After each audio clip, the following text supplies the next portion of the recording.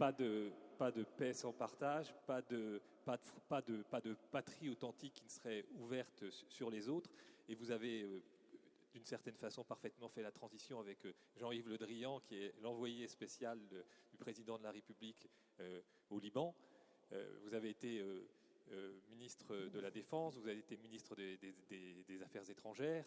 Je vais vous demander, en une petite demi-heure, d'essayer de dresser le diagnostic de ce monde fragmenté. L'Europe a vécu une parenthèse enchantée pendant plus de 70 ans, avec aussi l'appui du parapluie américain. L'Europe est à nouveau plongée aujourd'hui dans la guerre. Quel regard est-ce que vous portez sur ce monde ? La parole est à vous, merci. Merci à vous, merci à Madame Hutin de nous avoir invités, et merci à Mesdames et Messieurs d'être présents. Merci de m'avoir confié l'état du monde en 30 minutes. C'est un peu difficile, donc je vais essayer de le faire le plus simplement possible, quitte à ce que l'on revienne sur certains points dans les discussions. Vous l'avez dit, la guerre est à nos portes. Elle se déroule sur notre continent avec une violence, une barbarie, une intensité de destruction comme nous n'avons jamais vu depuis la dernière guerre mondiale. Et puis la guerre est aussi au Proche-Orient. Depuis le 7 octobre dernier, après un massacre antisémite qui n'avait jamais été connu depuis la dernière guerre mondiale, et aussi une hyper-violence indiscriminée qui se déroule depuis, avec un mouvement qui fait comme si on allait vers une guerre sans fin dans cette région, et avec les risques d'extension et d'escalade qui sont articulés autour de cette situation. Voilà l'état des lieux et de la conflictualité, mais je voudrais revenir sur une analyse plus globale que je voudrais faire avec vous. D'abord sur la désignation de ce qui se passe. Et là, je vais rejoindre ce qu'a dit le professeur tout de suite, parce que ce qui se passe aujourd'hui, c'est une rupture par rapport aux 80 dernières années que nous avons vécues. Je considère pour ma part que nous sommes dans une phase de basculement du monde, d'un renversement d'époque, dont nous n'avons pas encore pris toute la mesure. Et c'est d'autant plus brutal que nous venons de vivre avant peut-être une période de certaine euphorie qui a commencé dans les années 90 après la chute du mur et qui s'est poursuivie jusque le milieu des années 2010. Basculement du monde. Avec cette évidence pour moi, c'est que tous les principes fondamentaux qui, au lendemain de la Seconde Guerre mondiale, gouvernaient l'ordre international semblent s'effondrer. L'intégrité des territoires, l'inviolabilité des frontières, le non-recours à la menace ou à l'emprise, le règlement pacifique des différends, tout ça contenu globalement dans la Charte des Nations Unies, tout cela n'est plus de cours. Et ces références-là sont en train de devenir caduques. Y compris le multilatéralisme, un mot un peu compliqué qui veut dire que les États, en respectant leur propre souveraineté, leur propre autonomie, se mettent d'accord entre eux pour avancer sur une stratégie, qu'elle soit climatique, qu'elle soit éducative, pour faire progresser la planète. Ce multilatéralisme-là n'existe plus non plus. Et au-delà de cela, les instances internationales censées mettre en œuvre les grands principes que j'ai évoqués semblent de plus en plus souvent hors jeu, à commencer par le Conseil de sécurité. Elles deviennent plus ces instances internationales et onusiennes, puisque vous parliez tout à l'heure des Nations Unies et faisiez référence aussi à la SDN. Ces instances-là, aujourd'hui, n'apparaissent plus pertinentes pour régler des conflits. Alors que dans la période dite heureuse, entre guillemets, depuis autour des années 90, il y avait beaucoup de décisions qui étaient prises au sein du Conseil de sécurité. Ce n'est plus le cas puisque chacun fait fonctionner son droit de veto sur quasiment toutes les propositions et les résolutions qui sont proposées, sauf une il y a très peu de temps. Généralement, c'est ou la Russie ou la Chine parfois même les États-Unis, qui bloquent le fonctionnement du Conseil de sécurité. J'ai siégé au Conseil de sécurité, je l'ai même présidé à plusieurs reprises et j'ai constaté cette évolution accélérée se produire. L'ONU est aujourd'hui paralysée par les vétos, mais aussi par la contestation interne, puisque beaucoup ne se reconnaissent plus dans le mode de fonctionnement des Nations Unies et veulent créer à côté, parallèlement, d'autres ordres pour gérer la planète. J'y reviendrai. Et cette situation est particulièrement préoccupante. Et en écho de cela, je suggère de regarder, si un jour vous en avez le temps, le contenu de la déclaration Poutine-Xi Jinping juste avant les Jeux Olympiques de 2022, avant les Jeux Olympiques de Pékin. Rappelez-vous cette visite du président Poutine à Xi Jinping, ce texte de fraternité qui avait été signé entre les deux, où il y a l'affichage très clairement d'une volonté de désoccidentalisation du monde et de préparation d'un monde nouveau, d'un ordre mondial nouveau qui s'appuierait sur des régimes autoritaires et sur le renoncement à l'Occident décadent.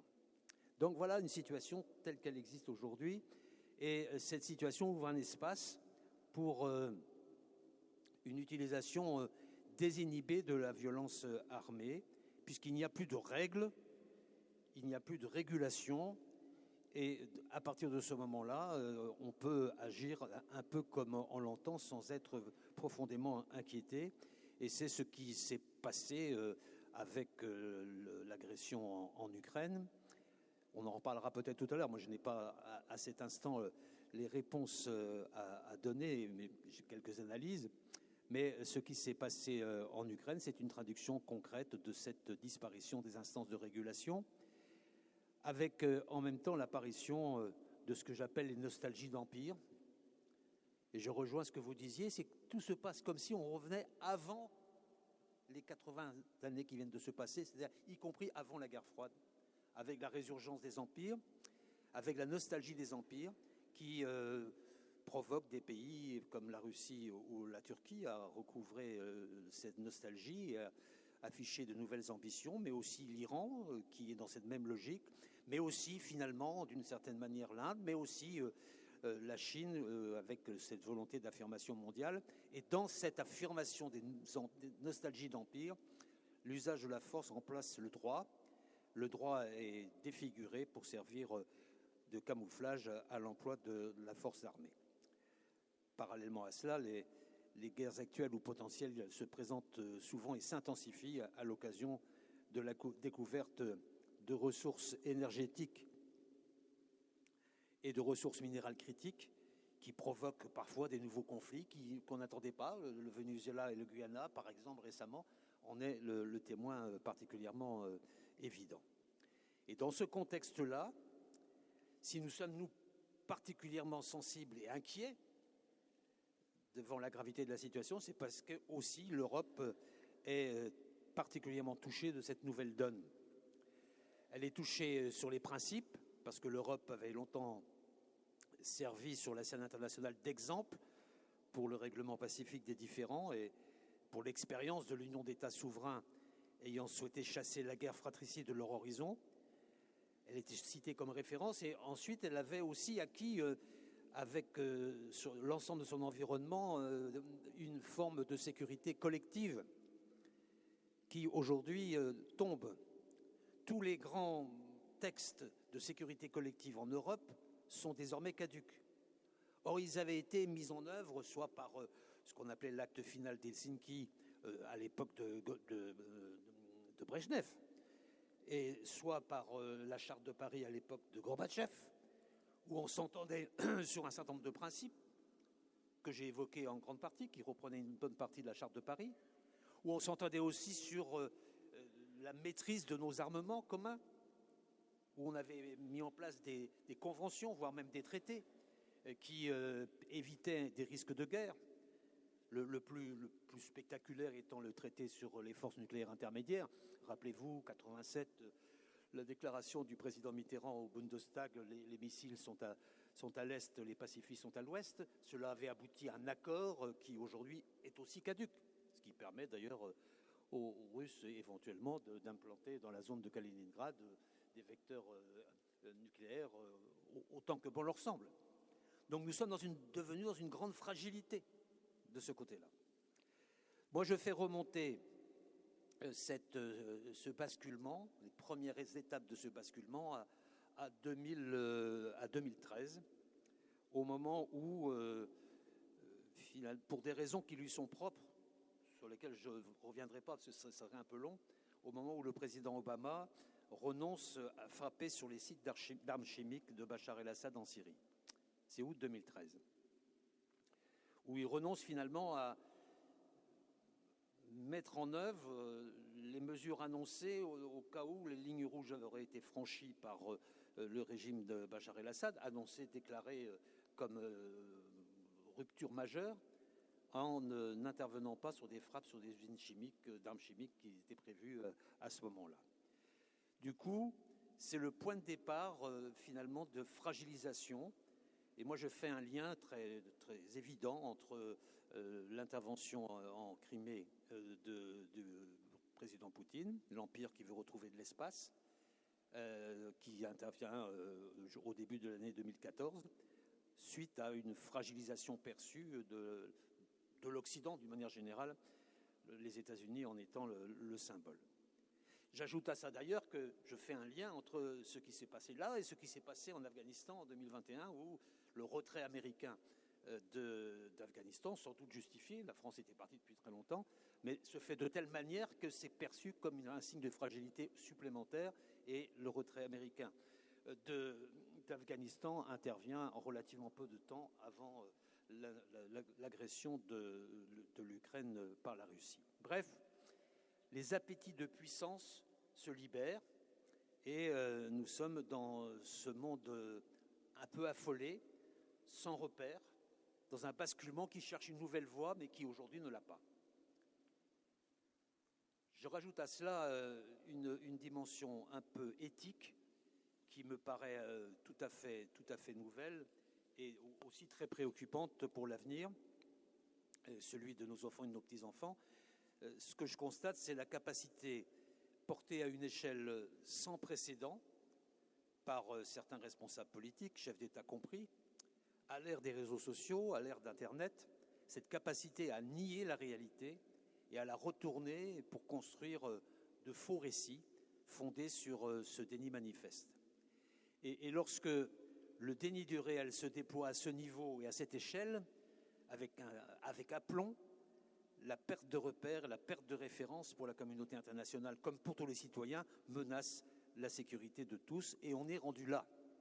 C'est-à-dire qu'il est très difficile pour des diplomaties de mener une discussion alors qu'on discute sur du mensonge. Donc la vérité n'est plus au rendez-vous. L'exemple le plus spectaculaire et récent, vous l'avez vécu, c'est l'accusation contre l'Ukraine d'être l'organisatrice du massacre de Crocus City à Moscou. Mais on peut cet exemple, et on pourrait les multiplier. Il serait, me semble-t-il, que dans l'avenir, le prochain chef d'État de la plus grande des démocraties devienne lui aussi un champion incontesté de cette pratique. Alors au total, pour caricaturer, mais à peine, sans gouvernement, sans gendarmes, sans communauté réelle de valeurs, la communauté internationale est donc en ce moment très peu préparée à aborder de front les grands défis de la géopolitique et de la géoéconomie mondiale qui se présentent avec insistance devant nous. Et c'est mon deuxième point. Puisque vous m'avez demandé de parler de l'état du monde, on parle de tout l'état du monde. Et aujourd'hui, il n'y a jamais eu autant d'urgence à ce qu'il y ait une communauté internationale qui travaille ensemble, et il n'y a jamais eu une communauté internationale aussi disloquée. Et parmi les grands mouvements, je vais les énumérer assez rapidement, qui sont devant nous, je vais d'abord parler des urgences.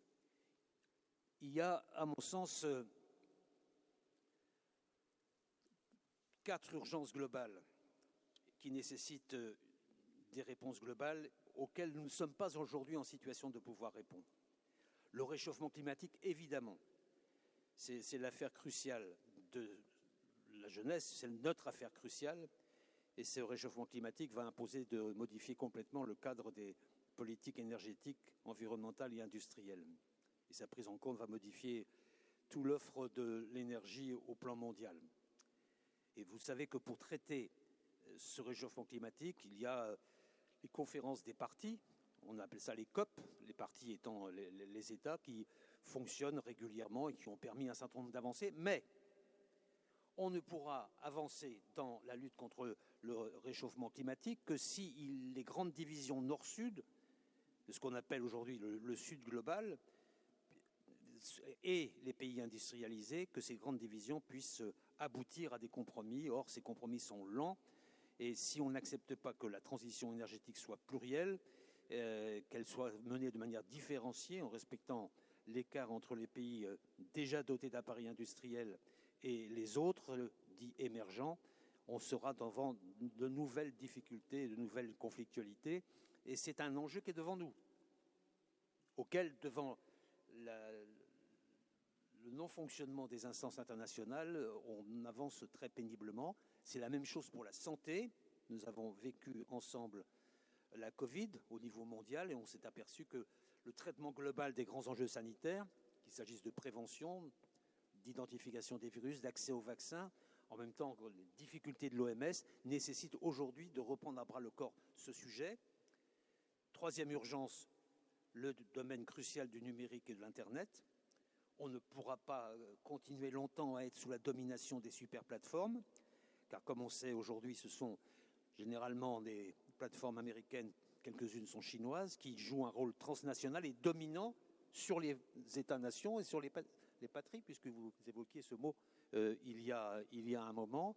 Le sujet est au cœur des questions d'organisation mondiale d'aujourd'hui et de demain.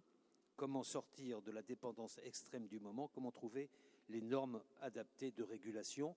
Aujourd'hui, la communauté internationale est muette sur le sujet parce qu'on ne peut pas avancer. Et cela supposerait une réponse coordonnée des nations et des organisations.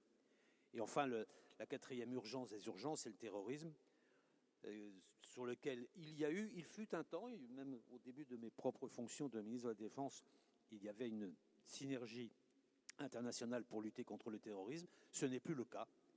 Et la menace du terrorisme d'origine islamique vient de ressurgir à Moscou. Elle n'est pas encore tue. D'autres groupes peuvent menacer aujourd'hui nos propres sociétés. Et on verra peut-être, le général en parlera pour le Sahel. Mais en tout cas, là aussi, c'est une menace globale. Et à menace globale, il faut une réponse globale. Ça, c'est le premier sujet, l'urgence, les urgences des urgences. Ensuite, constatons ensemble que nous sommes en train de vivre une modification des grands équilibres géoéconomiques. Nous assistons à une redistribution des cartes de la puissance économique mondiale. La trajectoire ascendante des économies dites émergentes du sud global sera la principale source de croissance dans les années à venir. La Chine, l'Inde, l'Indonésie et d'autres vont s'imposer dans les 30 ans qui viennent comme les premières puissances mondiales, même si la Chine éprouve aujourd'hui des difficultés. Et de là, on voit apparaître un sujet dont on ne parle pas beaucoup, pas assez à mon avis, c'est l'émergence de ce qu'on appelle les BRICS. Et aujourd'hui, c'est les BRICS+. Les BRICS, c'est Brésil, Russie, Inde, Chine, Afrique du Sud, c'était BRIC. Et maintenant, se sont rajoutés, il y a quelques mois, très peu de temps, les Émirats arabes unis, l'Égypte, l'Éthiopie, l'Arabie saoudite et l'Indonésie. Et tout ce monde-là travaille ensemble de manière critique à l'égard de l'Occident et travaille ensemble à l'élaboration d'une alternative à l'organisation mondiale, même si à l'intérieur des BRICS, c'est pour ça qu'il faut relativiser un peu, il y a des divergences importantes sur l'objectif à rechercher. Dans les projections que l'on a, elles montrent aussi que les États-Unis, par leur capacité de rebond, et on le constate depuis 2 ans en particulier, par leur capacité d'innovation, seront à même de rester dans le peloton de tête pour l'avenir. Mais si l'Europe ne retrouve pas un plus grand dynamisme favorisant la croissance et l'innovation qui ont fait son succès dans le passé, son influence pourrait être profondément relativisée dans le domaine économique, commercial, international et inévitablement dans sa stature internationale. Ma troisième mouvement de géopolitique, que je vais énumérer très, très rapidement, mais ils sont tous aussi importants les uns que les autres, ce sont les nouveaux espaces de conflictualité. Ces nouveaux espaces de conflictualité, on commence à les identifier progressivement par les conflits actuels, mais ils risquent de s'approfondir dans les années qui viennent. Je pense aux cyberattaques que nous vivons, qui sont appelées à jouer un rôle croissant dans les agressions. Elles peuvent préparer ou accompagner des opérations militaires, elles peuvent jouer de façon à sembler rester en deçà du seuil d'une agression, mais paralyser, détruire toute une partie de l'appareil économique et commercial d'un pays. Les cyberattaques, l'espace. L'actualité récente, vous l'avez sans doute vu, a mis en valeur auprès du grand public le risque d'une militarisation de l'espace, c'est-à-dire d'un déploiement d'armes antisatellites qui fera courir à nos systèmes d'information et de communication des risques considérables. Et il semble bien que Chinois et Russes ne s'interdisent rien dans ce domaine, en dépit du traité de 1967 qui interdit l'utilisation pacifique de l'espace, qui oblige à l'utilisation pacifique de l'espace. Et puis la mer. Les enjeux maritimes sont aujourd'hui à l'origine d'une accélération des risques et des conflits, comme d'ailleurs de conflits réels, avec la militarisation de l'espace maritime. Ces trois axes-là, l'espace, la cyber et la mer, font partie des espaces non régulés, non organisés avant, et sur lesquels les puissances montantes essayent de prendre des places pour imposer leur domination sur ces trois espaces non régulés. Quand je dis non régulés, c'est qu'il n'y avait pas de règles, il n'y avait pas d'organisation spécifique, du temps où les organisations internationales fonctionnaient au maximum. Alors, je n'ai pas parlé de l'intelligence artificielle, qui est le dernier risque non régulé qui apparaît et qui peut entraîner demain, au niveau de la sécurité, des bouleversements stratégiques considérables et sur lesquels nous sommes au début de nos découvertes et de nos risques. Donc je suis conscient de vous faire une description rapide, un peu apocalyptique, mais c'est la réalité. Et je voudrais terminer mon propos en vous donnant quand même quelques raisons d'espérer. Moi, j'ai vécu ces 10 dernières années dans des postes de responsabilité majeure sur ces sujets. Et la question que je me pose, c'est face à ces évolutions, à ces bouleversements, assistons-nous au déclin irrémédiable des grandes démocraties occidentales et industrielles, ou au contraire disposent-elles d'atouts pour en tirer parti? Et je suis, moi, tout à fait opposé au clan des déclinistes en matière de démocratie. Je pense que nous avons la capacité à rebondir.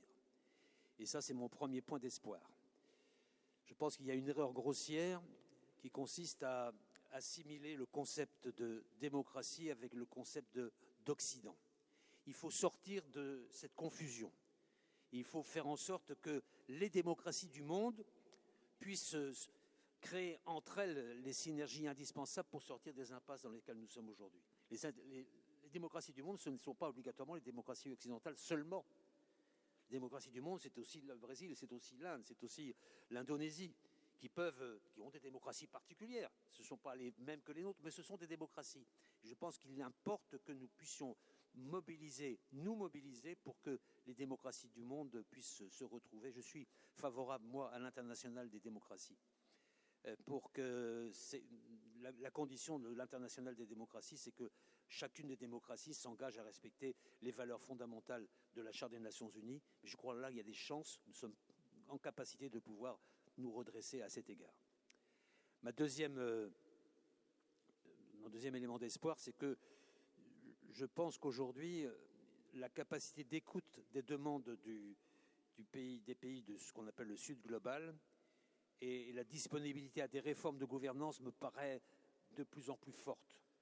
Il nous faudra faire des propositions de modification de la gouvernance mondiale.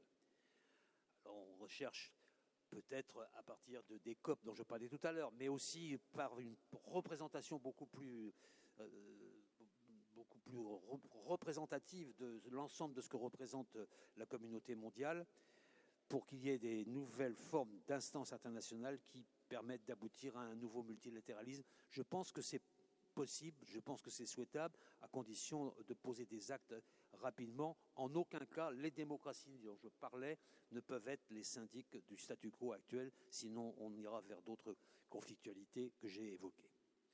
Troisième élément d'espoir, si l'on peut dire, on peut penser malgré tout que les États-Unis peuvent rester une démocratie, qui ne seront plus sans doute l'hyperpuissance antérieure, mais qui demeureront une puissance majeure et qui peuvent être une référence démocratique à condition qu'ils s'en donnent les moyens électoraux et politiques et qu'ils restent en place pour la défense des valeurs dont je viens de parler. Et puis enfin, je terminerai là-dessus, sans qu'il faut voir de lien avec les échéances à venir qui sont là, même si je pense que ça aura un impact important. Il y a les atouts propres de l'Europe. Moi, j'ai vu, en 10 ans, l'Europe traverser des crises, mais aussi connaître une véritable mutation. Et je pense qu'on peut construire sur cet acquis. L'Europe est sortie de l'innocence, elle est sortie de la naïveté, elle est sortie de la torpeur stratégique. Elle n'a pas abouti encore tout son chemin. Mais quand je vois ce qui se passait en 2012 et ce qui se passe maintenant, c'est une révolution copernicienne qui s'est produite. D'abord, l'Europe est restée unie, alors que tout le monde pensait qu'elle n'allait pas l'être. Rappelez-vous les débats autour du Brexit, mais rappelez-vous aussi tout ce qu'on disait sur la crise ukrainienne. Elle est restée unie, y compris dès le départ sur la crise ukrainienne, alors que les moyens d'action que vous connaissez de fake news de la part du président Poutine étaient considérables. Les 27 sont restés unis, ce n'était pas donné d'avance, mais ça se maintient et ça se poursuivra. Deuxièmement, l'Europe s'est dégagée de ses dépendances en tout domaine, rapidement, brutalement peut-être, mais avec nécessité. Je pense en particulier au problème de l'énergie. Et elle affirme de plus en plus sa souveraineté, qui n'est pas contradictoire avec la souveraineté nationale. Ce sont des souverainetés qui se conjuguent.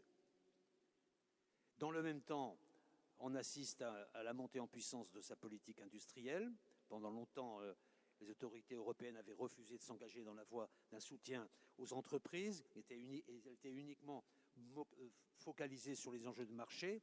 Désormais, le mot politique industrielle n'est plus un tabou. Le mot sécurité économique de l'Europe n'est plus un gros mot. Bref, progressivement, l'Europe est en train de se constituer comme une force géopolitique. Et puis, quatrième point, je terminerai vraiment sur cette observation.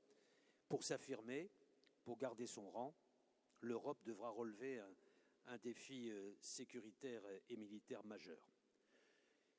Je vous livre mon sentiment personnel.